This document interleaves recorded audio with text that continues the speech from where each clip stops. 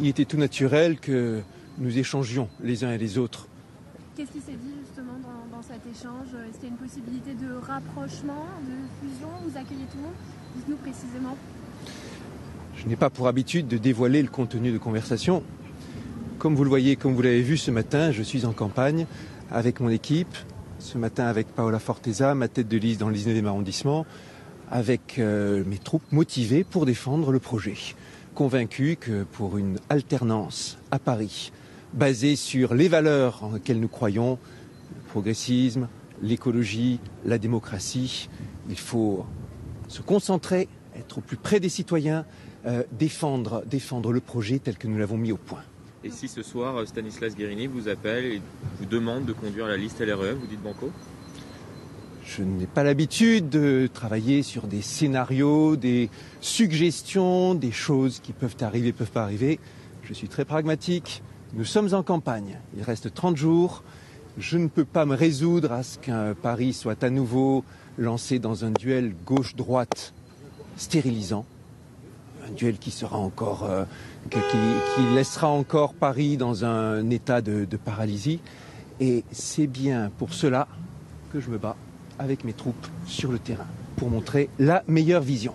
Est-ce que ce qui s'est passé avec Benjamin Griveaux, ça vous inquiète pour la démocratie? Cette affaire, cet événement qui s'est passé, d'abord, il faut bien rappeler que derrière, il y a des humains qui souffrent, qui sont meurtris, des équipes, des familles, des militants, et aussi que ça n'a pas sa place en démocratie, ce que nous venons de vivre. La politique pour moi, pour mes équipes, c'est pas chercher le moyen d'attaquer les uns ou les autres.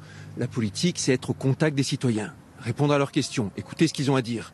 Ce matin, on a fait de la démocratie. On est allé à la rencontre, il y a des gens qui étaient d'accord, d'autres pas d'accord, on a reçu des encouragements, d'autres qui nous ont dit qu'il fallait absolument travailler tel ou tel problème et que nous ne le faisions pas assez. C'est ça, pour moi, la politique. Et travailler pour résoudre les problèmes et trouver la route pour le futur. Avec l'abandon forcé de Benjamin Griveaux, est-ce que vous pensez que vous êtes l'alternative? Vous venez nous le dire, vous voulez éviter un duel gauche-droite. Est-ce que vous pensez être la bonne alternative pour Paris? Et est-ce que ça rebat en fait les cartes de cette campagne?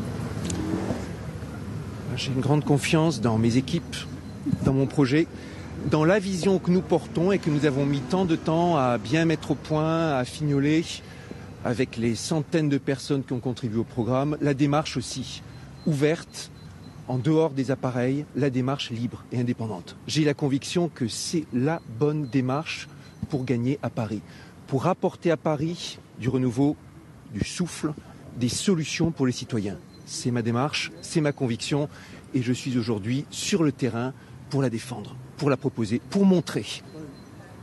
Et l'alternative qui Cédric.